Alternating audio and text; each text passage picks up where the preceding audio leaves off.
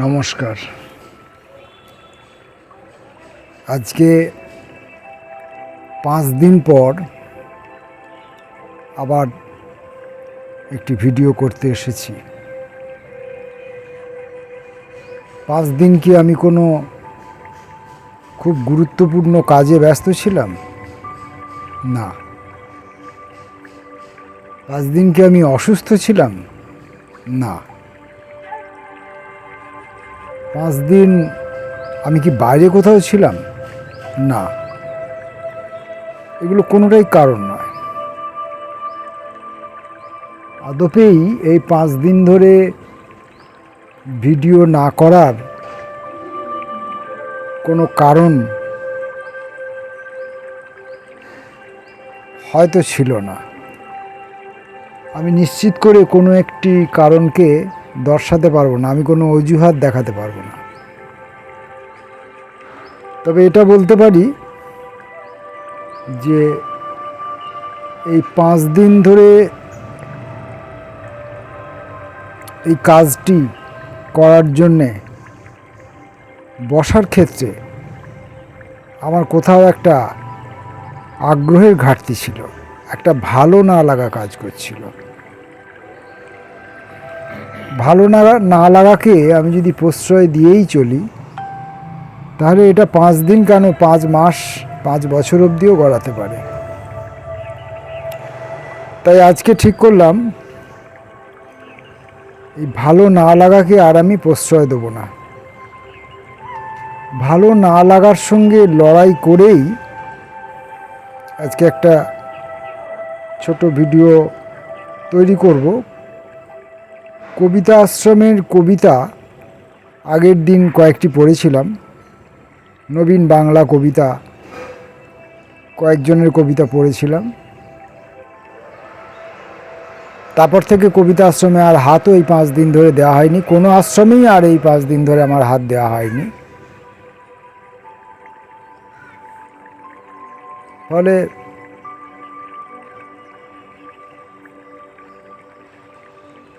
আমি কোনো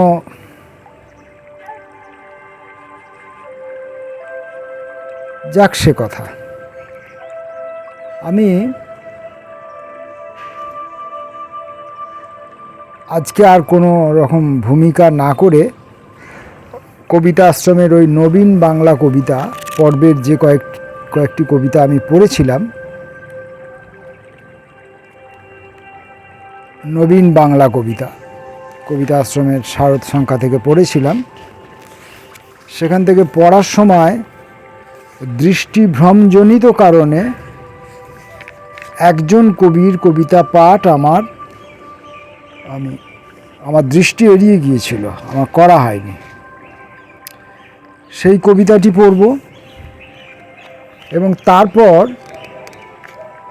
যেখান অবধি কবিতা পড়েছিলাম তারপর থেকে আরও কয়েকজনের কবিতা আমি আজকে পড়ব পাঠ, যেমন বা প্রতিদিন বলি আমি সেরকমই আমি আমার নিজের প্রথম পাঠটি এই ভিডিওতে ধরে রাখছি। সে পাঠের মধ্যে ভুলভ্রান্তি সবই থাকবে, একই কথা রোজ রোজ বলি, ভুলভ্রান্তি সব মিলিয়েই পাঠ। কখনো এক পাঠেই হবে, কখনো কবিতাটি দুবার পাঠ করতে হবে, কখনো কবিতার অংশ বিশেষ 2-3 বার করে পাঠ করতে হতে পারে, আর বাদবাকি সব একই।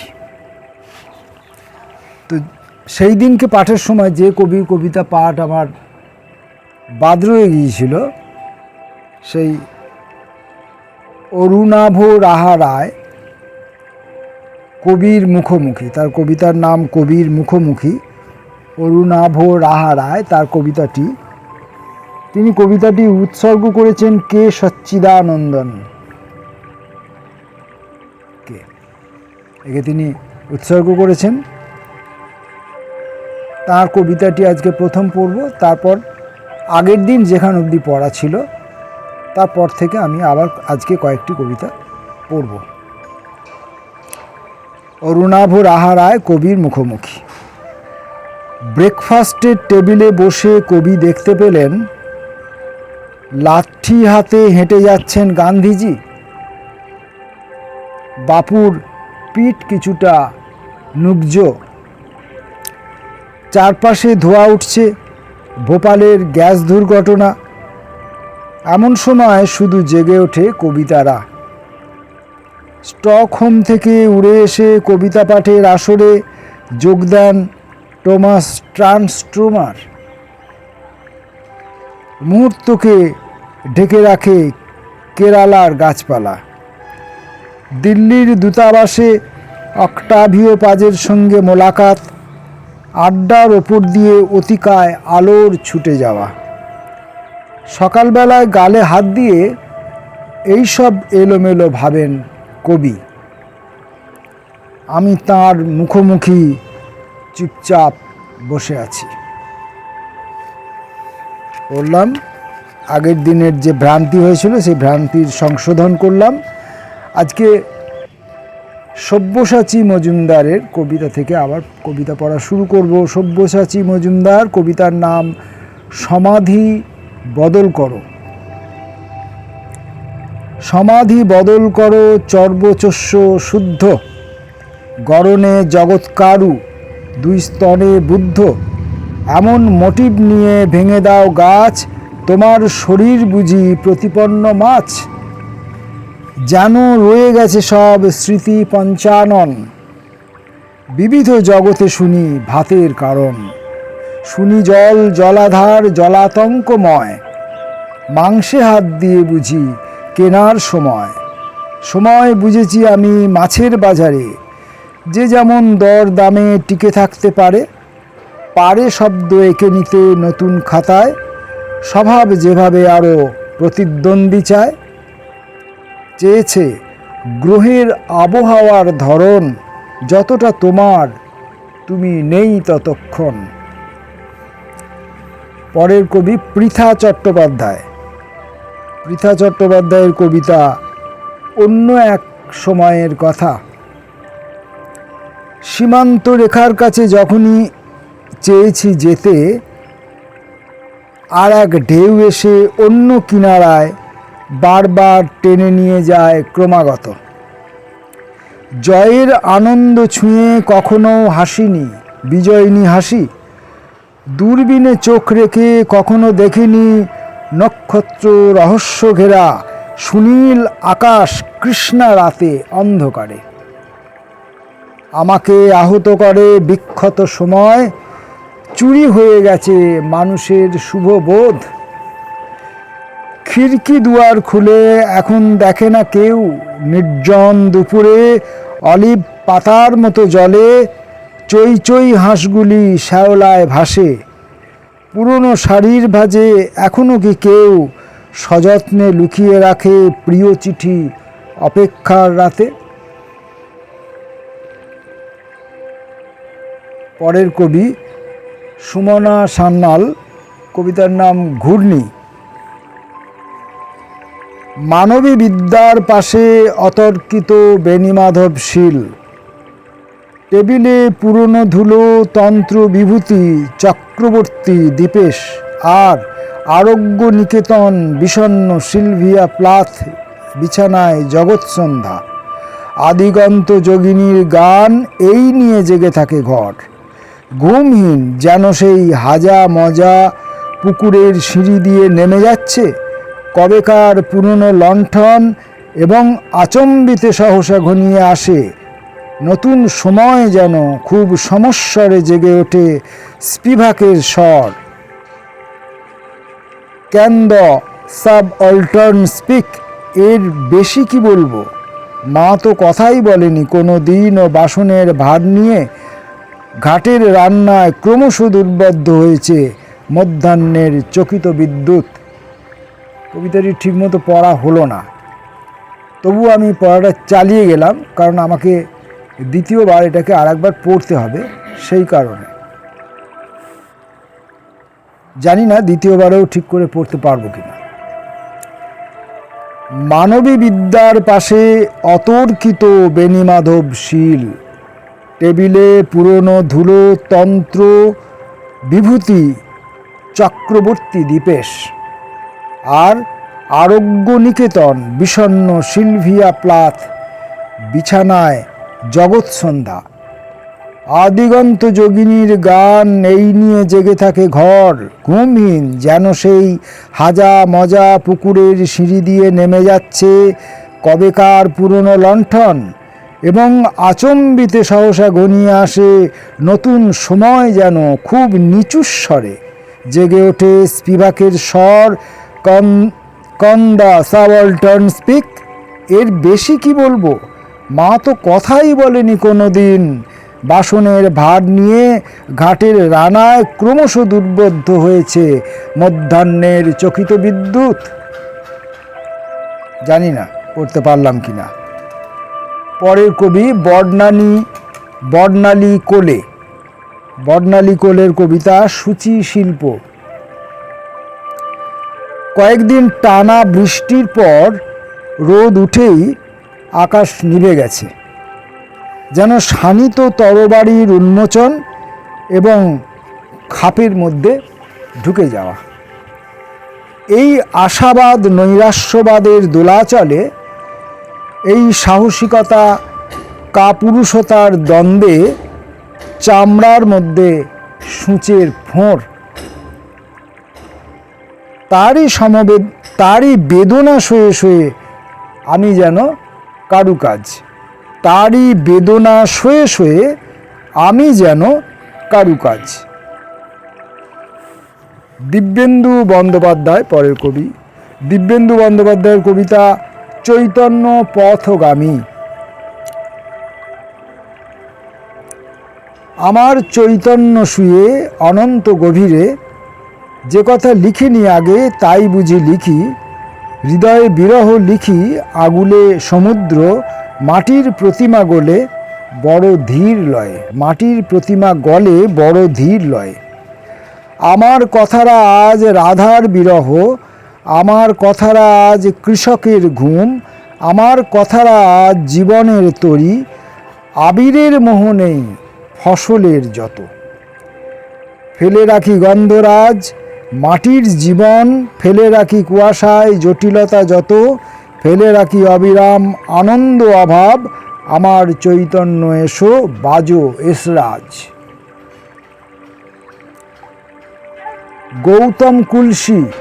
গৌতম কুলসির কবিতা মেট্রো রেলে একদিন। যে বিষণ্ণ লোকটি মেট্রো রেলে বিস্কুটের প্যাকেট চেবায়, তার পরিপাটি সংসার আছে কিনা জানতে ইচ্ছে করে। স্কুল ফেরত যে বাচ্চাটি মেট্রো রেলে তিরিং বিরিং লাফায়, খুব জানতে ইচ্ছে করে মা বাবা তার রাগী কিনা। আমার শুধু জানতে ইচ্ছে করে আর শীত পায়। এক মুখ দাড়ি উস্কো খুস্কো যুবকের কাছে জানতে ইচ্ছে করে বাড়িতে সকলে ভালো তো। সত্যি জানতে ইচ্ছে করে কাজল পরা মেয়েটির চোখে কতটুকু কাজল কতটুকু কালি। মোবাইলে মশগুল ছেলেটির আদৌ ভালো বন্ধু আছে কিনা। সম্পর্ক যাদের ছেড়ে গেছে ভিড় মেট্রো রেলে নিজেদের কোথায় লুকায়। মেট্রো রেলে মানুষ বড় নিরপেক্ষ, মুখের পেশি বড় নিরপেক্ষ।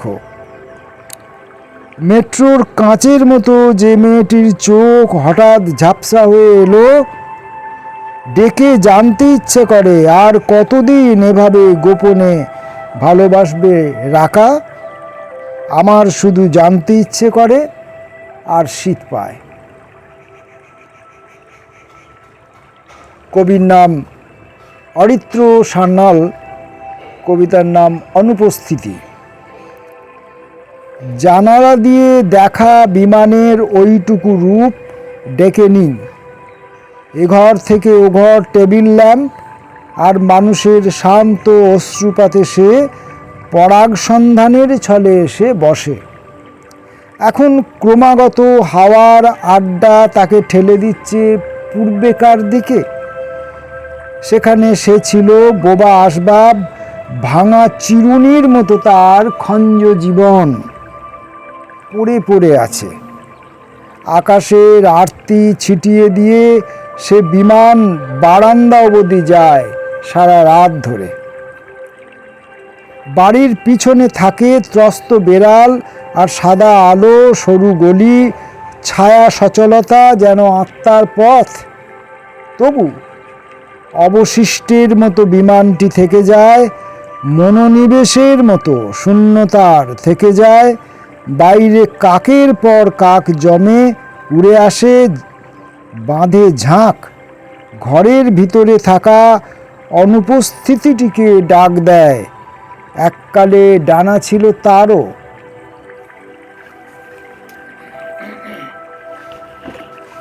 কবির নাম অভিমন্যু মাহাতো, কবিতার নাম দ্রবণ। ঘরের পাশে নিম গাছ, মাঠ পাহারার ছলে জেগে আছি। একই আকাঙ্ক্ষা জাগে জলের উচ্ছ্বাসে। তুমি তো ভোরবেলা কাঁপো বাতাসে। মোরগ ডাকলে বলো, মুছে ফেলবো অপবাদ। রাঙা মাটির শেষ অস্থিরতা পুরনো সংসারে। তুমি ভুলে যাও পূর্ণিমা, বাতি জ্বালালে কেন? দেখো শালবন ভরে গেছে ঝুমুর গীতে। একটি পাখি ঘরের পাশে, একই আকাঙ্ক্ষায়। দলমা পাহাড়ে নতুন তারা ওঠে, গাঢ় ভারী হয় প্লাবিত শস্যের ক্ষেত। এখনই তন্দ্রা আসে স্থলপদ্মে বীজের আশায়।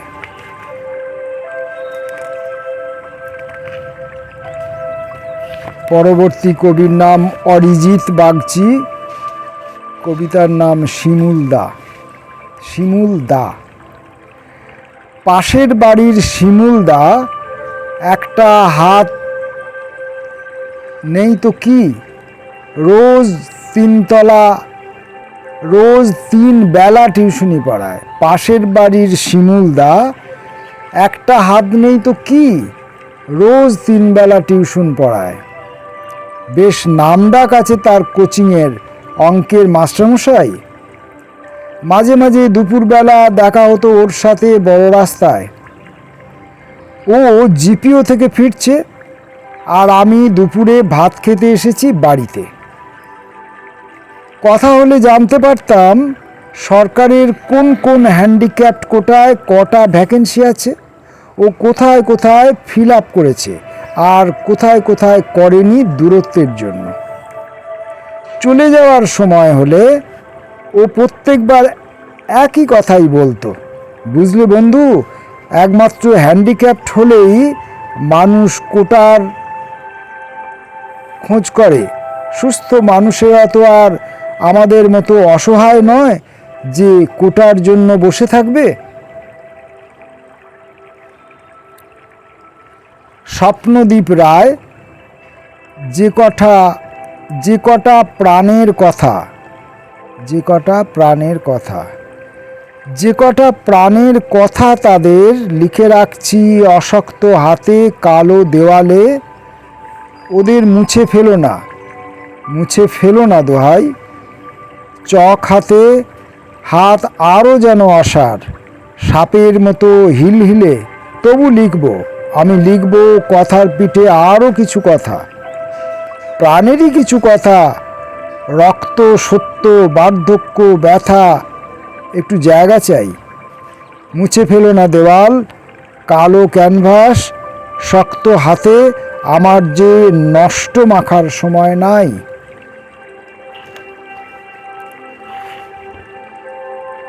মণি নন্দী, কবিতার নাম বাংলাদেশ। বৈঠা ছন্দে ঝনাত ছবি আঁকি। কথা দোলে সুন্দরী নদী এঁকে বেঁকে পাঠশালায় যায়। সেখানে নদীমাতৃক সুরের ছলাৎ। আমি ছবি গুনি অ, আ, ক, খ সংখ্যায়। মন বলে, মনের অক্ষরই হৃদয়ের ভাষা। চুমুক চুমুক দুধ, পিয়াসা, কান্না, হাসা। কিচির মিচির দোয়েল কোয়েলের দেশ। এ পৃথ্বীর বাঙালি মেয়েটি কাঁটা তারে আঁট, সবুজ কেশের বেশ। সে আমার দীর্ঘশ্বাসী স্মৃতির বাংলাদেশ। এ এ পৃথ্বীর বাঙালি মেয়েটি কাঁটা তারে আঁট, এটা আছে টাইপ, ছাপা আছে। আবার মনে হচ্ছে কাঁটা তারে আটা আছে বা আটকে আছে, এরকম কোনো ব্যাপার নাকি আমি বুঝতে পারলাম না। এ পৃথ্বীর বাঙালি মেয়েটি কাঁটা তারে আঁট,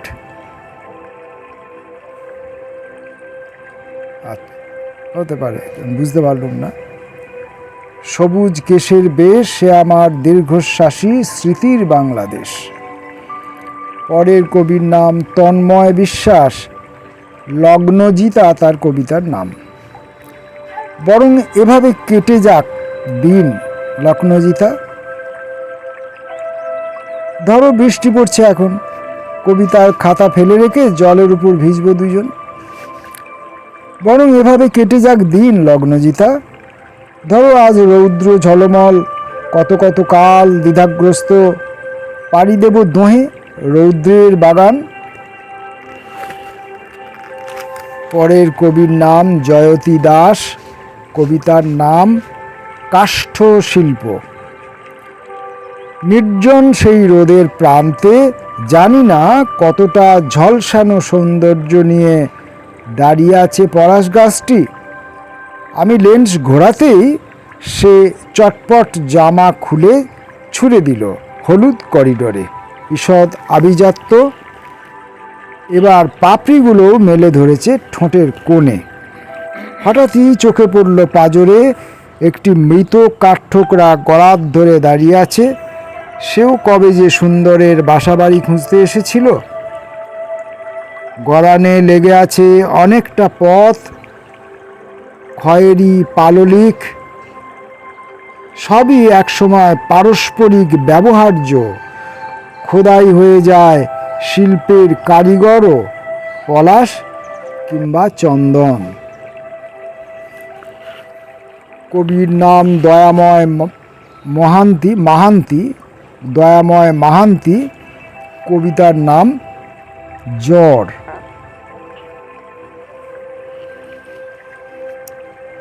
জ্বরের কথা শুনছি, ঘোর বাস্তুহারা ঘুঘুর মতো ডেকে যায়। কী সব অরণ্য, কী সব জল, কী সব হাসি, বিবাহের পরিষেবা দিয়ে চলেছে নয়নতারা, সে তাই এখানে দৃশ্যমান নয়। মৃদু উচ্চারণে অর্থ ভেঙে যায়, কিন্তু কার মতো যে ভাঙে। মৃদু উচ্চারণে অর্থ ভেঙে যায়, কিন্তু কার মতো যে ভাঙে। হে জরা, কাকে ডাকবো জিভের ভেতরে প্রলাপ খেললে? গুহা মুখে নাচে কারা, তাদের কি ভবিষ্যৎ নেই, মাথা ধোয়া নেই? জলপট্টি ফেলে মা একদিন চলে যাবে। এই ঘূর্ণির ভিতরে সময়ের ক্রম এমন করে উলটপালট হয়ে যায়। মা নেই, নয়নতারা নেই, আমি সিঁড়ি দিয়ে উঠতে চেষ্টা করলে লুডোর ছকের মতো ফের নিচে পড়ে যাই। কবির নাম তপু বিশ্বাস, চোখ। এত আয়োজন, ডালি হাতে তোকে দেখি সমুদ্র হিমাচল। নাড়িতে লাগে টান, সস্তা পাউডার মোছে কি বিপন্ন ঘাম।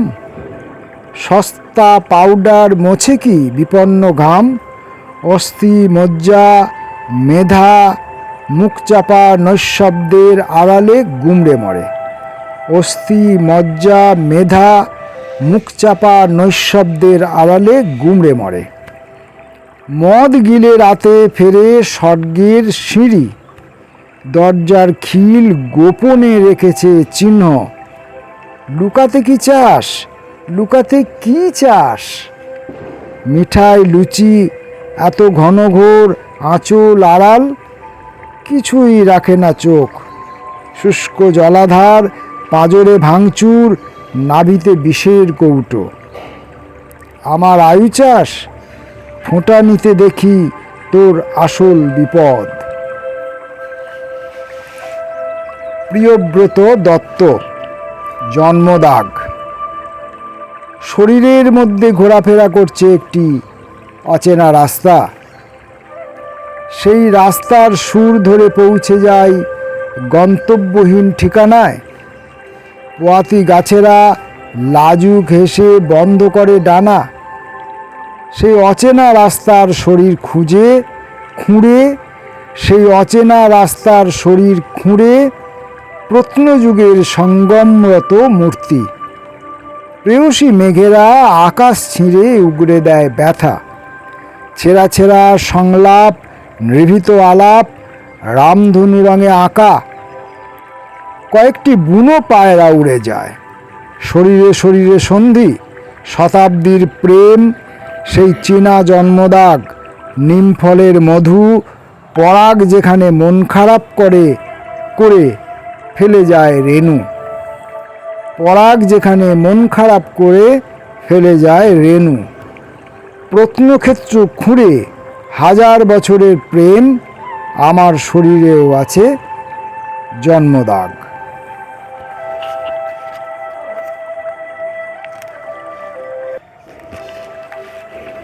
আর কয়েকটি করি, অনেক বেশি পড়লে আবার বড় হয়ে যাবে ভিডিও, আবার আপনাদের ক্লান্তির কারণ হবে, আমারও ক্লান্তির কারণ হতে পারে। পাঠে অমনোযোগী হতে পারি, পাঠে ভুলের সংখ্যা বাড়তে পারে। পঙ্কজ কুমার সরকার, ঋতু বিলাস। আমাদের বিপ্লব স্যারের মেয়ে কবিতার কথা বলছি। আজকাল অদ্ভুত তার দুঃখ বিলাস। কণ্ঠে যতখানি মায়াবী অশ্রু আলাপ, হৃদয়ের আর্ত চিৎকার ততটা বাংময় নয়। অক্ষমতার অনুশোচনাহীন তার চোখে আত্মতৃপ্তির এক অমায়িক দীপ্তি এখন। যেন বা মধ্যযুগীয় তোষামেদে টলটলে লীলাসুখ পদাবলী। অথচ একদিন এমন ছিল, সে জল চাইলে নদী আর রক্ত চাইলে প্রাণ দিতেও প্রস্তুত ছিলাম আমরা। তার কথায় আবার যেদিন ছবির মতো ফুটে উঠবে আমাদের পেটে পিঠে মগজের কালশিটে দাগ, হৃদয়ের গহীন থেকে উঠে আসা আর্ত চিৎকার, আবার যেদিন ভাষা পাবে অক্ষরে অক্ষরে, সেই দিন শাসকের পিনোদ্ধত শোভাযাত্রা থেকে সে স্বয়ং ছিনিয়ে নেবে তার একদা প্রেমিক তথা বর্তমান প্রলুব্ধ কবিকে। সেই দিন আশ্রমিকের প্রার্থনা সঙ্গীতের মতো আমরা আবারও তাকে সুস্বরে উচ্চারণ করব। ঋতুবিলাসী পরবৃতের খোলস থেকে বেরিয়ে আমরা আবারও তার রণজয় তুর্কি হব। সন্দীপন দাস, কবিতার নাম প্যাপিরাস। প্যাপিরাস কবিতাটি 1 এবং 2 দুভাগে বিভক্ত। 1। রাত ভোর। রাজপথ জুড়ে চাপ চাপ রক্ত, তুমি নিচু হয়ে কুড়িয়ে নাও রক্তমাখা এক টুকরো পলাশ।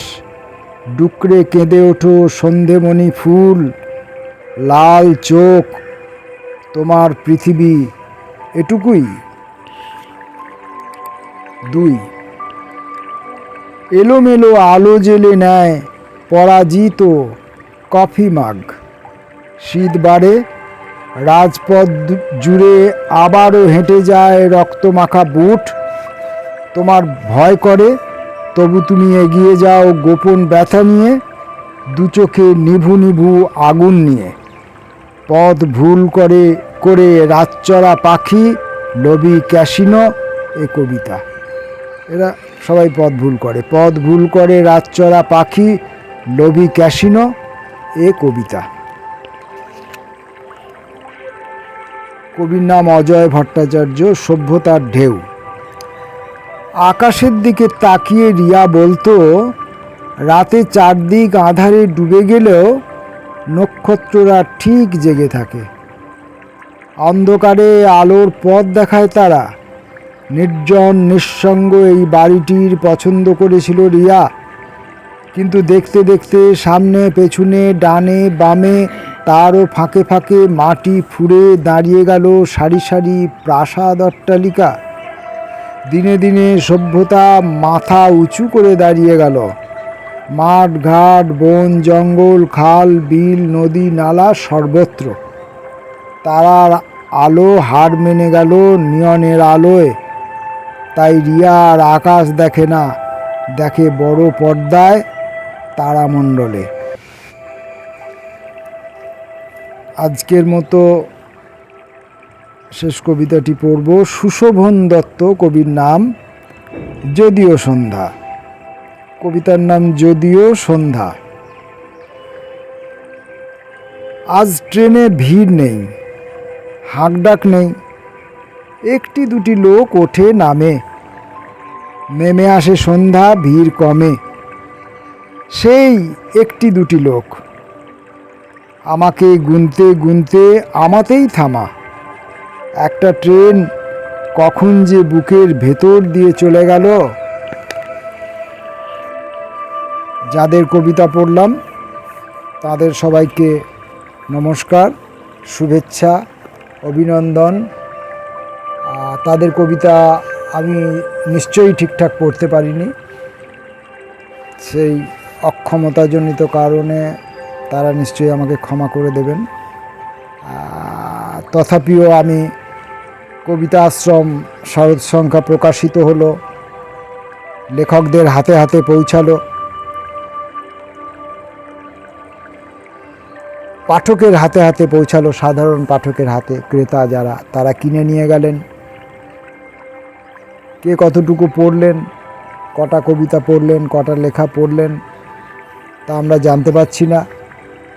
আমি কবিতা আশ্রমটি পেয়েছি এবং এটি আমি আমার মতো করে আমার সামর্থ্য অনুযায়ী পড়ছি, এবং আমি যে পড়ছি সেই সব কবিদের কবিতা আমি চাইছি এই কবিতা পড়ার মধ্য দিয়ে সেই কবিদের সঙ্গে আমার একটা আন্তর্নাক্ষত্রিক যোগাযোগ হোক, একটা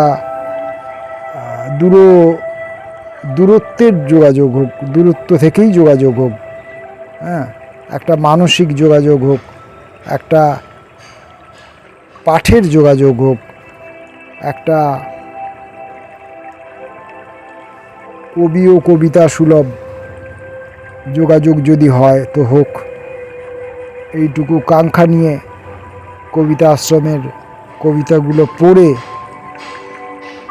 আমি আমার যে একটা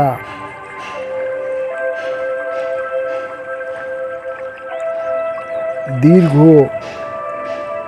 পজের বাসনা, দীর্ঘ পজের, দীর্ঘ বিরতির বিরতি বাসনা, দীর্ঘ পজের পজ বাসনা, দীর্ঘ বিরতির বিরতি বাসনা, তার সেই বিরতি বাসনাকে আমি আপাতত নামঞ্জুর করে, আপাতত তাকে বসিয়ে রেখে আমি কবিতা কটি পড়লাম। কবিরা যদি কবিতা কটি আমার কবিতা পাঠটা শোনেন, যদি তাদের ভালো লেগে থাকে, ভালো লাগার কোনো কারণ নেই যদিও, তবু আমি পড়েছি বলে যদি তাদের ভালো লেগে থাকে, যদি তারা আমাকে উৎসাহ দেন, আমাকে ভালোবাসেন, তাতে আমি উৎসাহিত হব। সেই সব কবিদেরকে আবারও শ্রদ্ধার শুভেচ্ছা জ্ঞাপন করি, কবিতা আশ্রমকে ধন্যবাদ জানাই।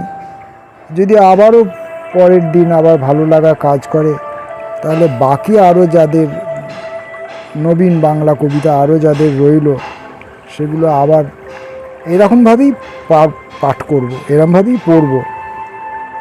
এই কথা বলে আজকের মতো নমস্কার।